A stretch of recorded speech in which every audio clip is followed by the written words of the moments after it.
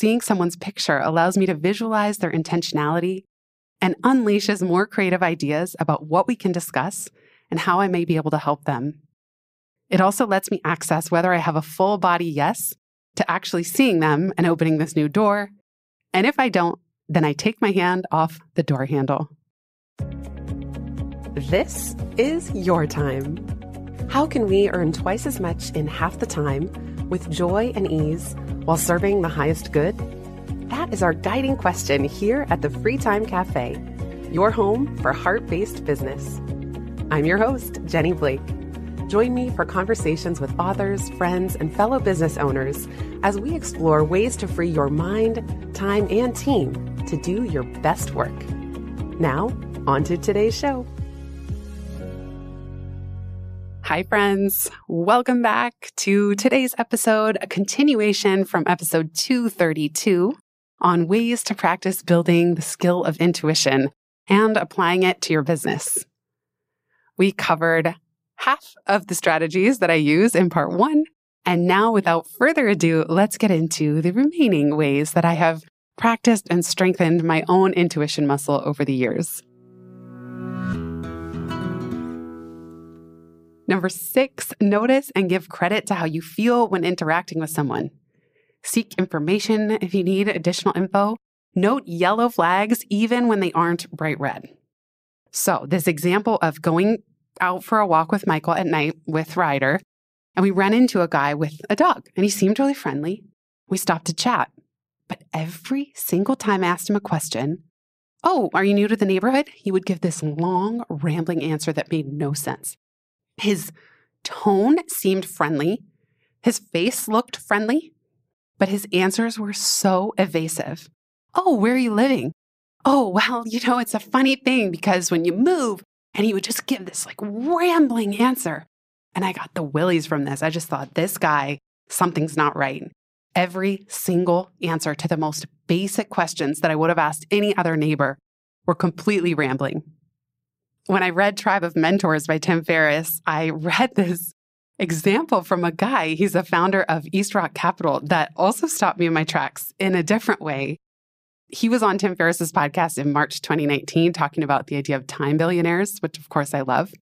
But I read about an even more interesting practice that I haven't forgotten since. His name is Graham Duncan. Tim had this questionnaire he gave to every person. The question was, in the last 5 years, what have you become better at saying no to?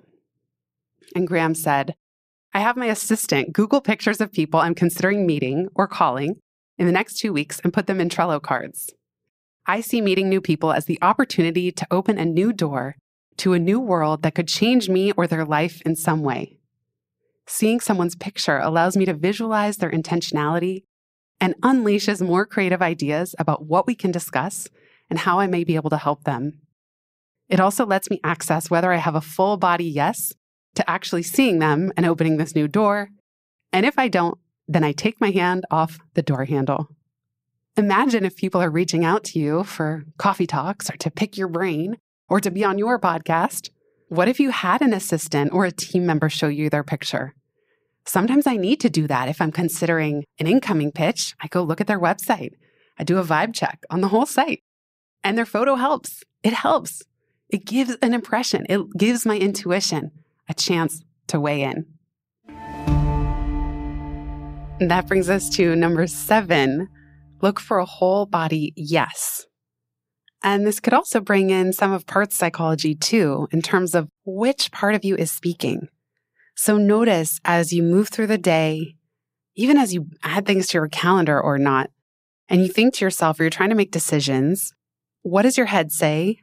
What does your heart say? What does your gut say?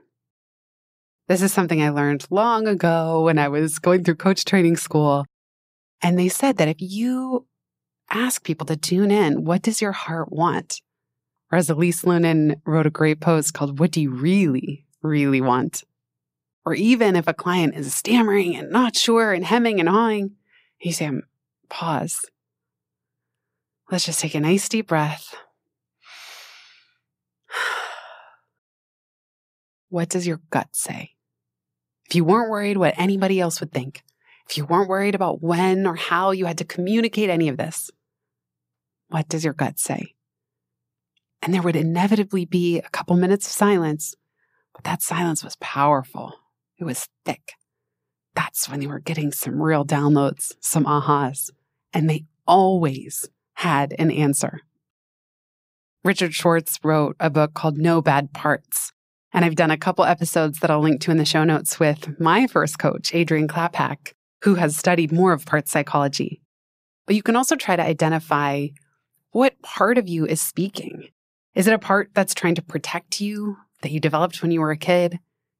Is it your genuine, your wisest inner self, your core part? I call it the boardroom in your brain. Sometimes you can personify different character elements or different people who are part of the noise in your mind. My friend Sarah did this great facilitation exercise for our business bestie brunch, where she asked, what part of you do you want to call forth? And what part of you do you want to set free? Send them on vacation. Like, their job here is done. Maybe the part you want to call forth, well, what came to mind for me when we did that exercise was the writer. It's an identity that I've shunned for a long time. I'm not a writer. I never write. I don't like writing. Well, I'm trying to call forth the writer in me. What happens when I accept that identity? Because previously I wouldn't write at all. I always felt kind of blocked. And I just would only write every 5 or 6 years for each of my big books. And the part that I was willing to set free was the expert. Needing to know things, needing to have any answers at all. It's been so freeing. Writing on Rolling in Dough without any answers. I dropped that expectation of myself. I changed the original subtitle from Divine Disaster Diaries for Breadwinning Business Owners to Divine Disaster Diaries from a Breadwinning Business Owner, precisely because I didn't want to write for anyone. I didn't want to sound smart. I don't want to have my shit together. I wanted to write honestly from the heart about what the trickier parts of running a business feel like. So I'm letting my expert go on vacation, and I'm leaning into the writer. And I'm even working with a writing coach on personal essays and creative nonfiction, genres that I've read and enjoyed and appreciated, but didn't know about before in a formal sense. Speaking of writing, that brings us to number 8, write freely by hand. In her famous book, The Artist's Way, Julia Cameron advises us all to do 3 morning pages every day, freehand. I used to do a practice called Soul Letters to Self. I got that idea from a book on developing psychic abilities from Sonia Choquette. I'll put that in the show notes. And Elizabeth Gilbert just launched her Substack, Letters from Love, where she talks about her practice of 20 years, saying, "Dear love, what would you have me know today?" And then free writing out the answer. The point of all this is to get your unconscious moving, to clear the decks. With morning pages, it's usually not on page 1 that your big insights arise. It's when you feel stuck. That's when you've gotten the most obvious things that you already know about yourself and how you're feeling out onto the page. So it's by page 2 and page 3, where you're really just trying to hit the quantity goal that you're pushing yourself a little bit and new things can emerge. With the letters, what was so helpful for me was I felt like I was really tapping into something bigger than me. For me, it was my soul, my wisest self that's connected to higher consciousness. When I wrote Soul Letters from Self, they were so comforting, and I was writing them to myself. I used a different language that I didn't expect, little pet names. I know Liz Gilbert talks about this theme as well. And I would give such wise and sage advice. I stopped doing them after about 8 months, but it got me through a really tough time. And I don't do morning pages every day, but I'm happy when I do them. So I too could get better at a lot of these practices, but I really appreciate them for just jogging things loose. And I highly recommend it for you too, if you're trying to practice and tune into more nuanced, subtle aspects of your information and what's in your awareness. Number 9, pay attention to persistent thoughts or feelings. So maybe you just get this weird thought like, oh, I should make a change, or your stomach's churning. And you go, my stomach feels nauseous today. What is this about? And sometimes for me, my body I feel like I have a weighted blanket on my chest. It's a physical sensation before I know why. Pay attention to those. So one time I recorded a podcast episode. It was a bonus for BFF. And after I recorded the first draft, I kept having this persistent thought about one line. Again, think of Da Vinci Code where the lines glow and they come off the page and they make it so clear in the movie of what you should be paying attention to or what the main character is seeing. And this one line of the episode kept persisting in my mind that I was worried someone was going to feel bad when they heard it. And I just thought, you know what? My friend Julie and I used to have a mantra for writing. When in doubt, go without. I ended up deleting that line. It kind of created extra work for me because I needed to re-edit, go back in, re-export the file, re-upload it to 2 different places. But that persistent thought was flagging something for me. So I try to listen to those. Was it the right move? I don't know. But why would I have had that persistent thought otherwise? I recently did an episode for my 40th on the Pivot Podcast 343. We'll put it in the show notes. And again, I just kept having this recurring feeling that the podcast was rambling and it wasn't good enough yet. And should I release it at all? I wrote to the production team and I said, is this cringe? I really need to know. Don't spare me, spare the listeners. And I think by asking for that feedback, because my intuition was telling me something's off, I don't even know if this episode is worth running, they were able to weigh in and suggest a few small changes. So we didn't scrap the whole thing entirely. I think I would have really gotten us off track if we did that. Is it my best work? Absolutely not. But I was grateful for their honest feedback. So sometimes you might not know what to do or how to fix something, but your intuitive hit is saying, ask for help. We'll be right back just after this.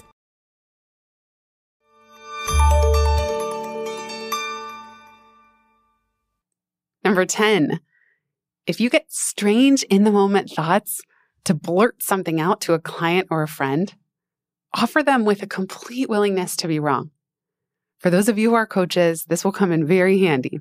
And they taught me this at coach school in 2008 through CTI, that you can even tell your clients at the start of your engagement, by the way, I might blurt things from time to time if I get an intuitive hit, but you can always disagree or tell me I'm wrong. It's okay. I'm not attached to anything I say, but I'd love for there to be a context of permission where I can just say it and then we can bounce off of it from there and keep going. So I do like to preface things because sometimes I'll be listening to a client speak, or even when I was doing the Voxer coaching over the summer, that's asynchronous. So we're not even on the phone. They're leaving a voice memo. And then, not my job, my privilege was that I got to record what was almost a solo podcast episode for each person. I had 11 clients over the summer for 12 weeks. That was a lot of solo episodes, but it was so fun. And inevitably, 1 or 2 people in any given week would just write in saying, I don't have a question this week. I'm feeling a little stuck, or I'm just not sure what to ask. And so sometimes that's all I would receive. And then I would just say, okay, well, I'm thinking to myself, I could let it slide and just take a pass and say, oh, okay, no problem. See you next week. But that's not how I want to show up. So then I would just record a 10 or 15-minute reply and say, okay, no problem that you don't have a question. Here's what's coming up for me. And I would say, reject any of this. I may be completely off base because in this example, I'm not even going off any question. I'm just going off of the phrase, I don't have a question. And so I would tune into what I knew about this person, what my intuition was telling me about the situation, what wisdom or examples from my own life could I offer, even unprompted. And sure enough, every single time I did that, the person wrote back and said, thank you so much. I didn't even know that I needed that. That was so helpful. And I'm not trying to float my own boat here. I'm just trying to say that you would be surprised and amazed at what can happen when you're willing to take a risk to put out some random seeming ideas that are coming to you in the moment of talking to or working with someone. So Martha Beck would say, tell me where I'm wrong, but ... And I just love this because maybe someone will be talking and I'll say, I'm just going to pause you for a second. I might be completely off base here, but it sounds to me like you don't want to do this at all. Am I crazy? And I might say the hard thing and I say, I have no attachment to this, but I can't help but think when I'm listening to you, do you even want to do this? Whatever the thing is. But something where it really interrupts a certain train of thought and even the premise of the entire conversation, because I'll get a hit and I feel compelled to blurt it out. And could this offend people? I mean, sometimes. But the thing is, you're not giving advice. It's in service of them. And if you're willing to be wrong, then they can say, absolutely not. No, that has nothing to do with it. Let me tell you what's really going on. And it still can lead to a new and interesting direction. Finally, number 11, because why not end on a cosmically wonderful, numerologically interesting 1-1? From Penny, let go of needing things to be nailed down in advance. Penny writes, you can still have a vision and goals, and you can still make plans, but let it all be fluid. Visions and plans evolve constantly. Affirm to yourself, I know what I need to know exactly when I need to know it. In any given moment, there's just one piece of information, one urge, one action that's a perfect fit. Oh boy, did I get this lesson the hard way in 2016. I had just started dating Michael, and 3 months after we met, walking down the street, he went to Burning Man. That was his first time. If you know anyone who's been to Burning Man, you know that when they come home, they're not always the same as when they left. And no judgment, I'm just saying that some people have very profound experiences, and for Michael, that was the case. By the time he came back, he wasn't making any plans anymore at all. No plans were to be had. And we were still early in our dating. And I have a very anxious attachment style if I'm in a dating situation where I just have no clue what the F is going on. And I worked on it. And I worked on it a lot with Michael. I did a lot of turnarounds. Byron Katie's the work. But one of the big things that I kept having to turn around and had to relax was that I was a planner. Like, when am I going to see you next? Or when do you want to hang out? And he would just like shrug and say, oh, I don't know. Oh, and I just every day, every week was trying to practice. Not because I was trying to make myself be somebody I wasn't, but because my strategies of trying to control things and know and have certainty, they just hadn't worked. They hadn't worked with any other dating situation up to this point. So I was finally willing to try something different.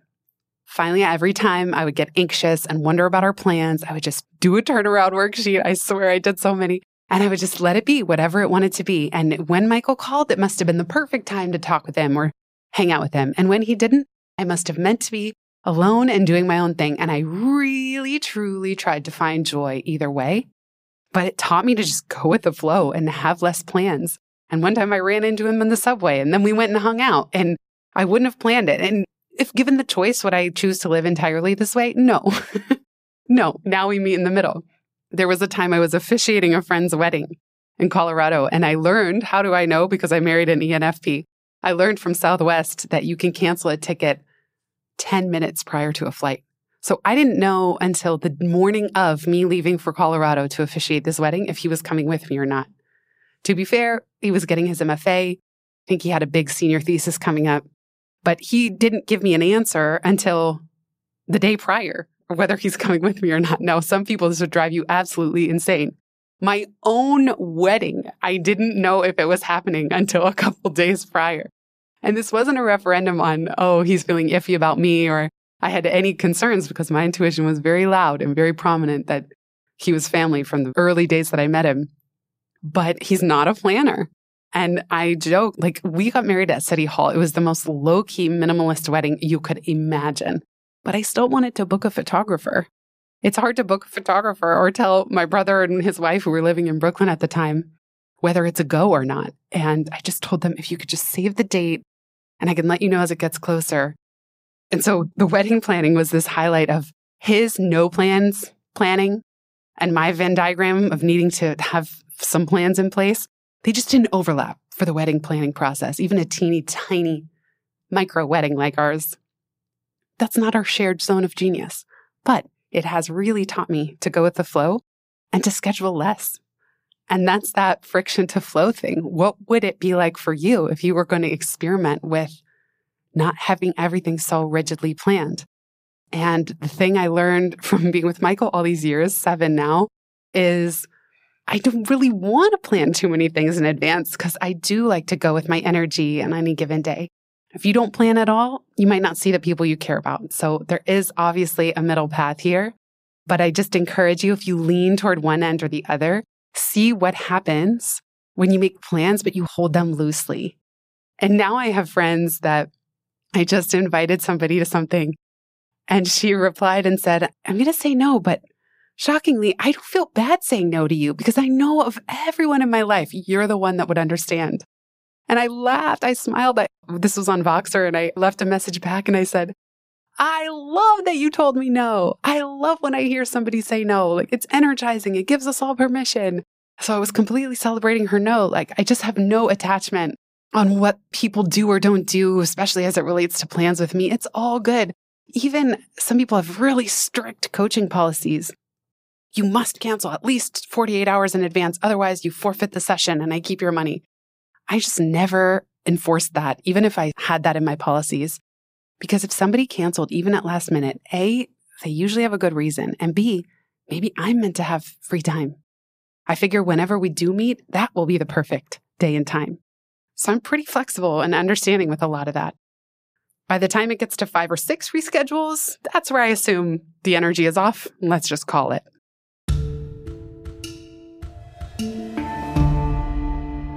I would love to hear from you of what strategies work for you when it comes to intuition. How do you build your intuition muscle? How do you know when it's speaking to you?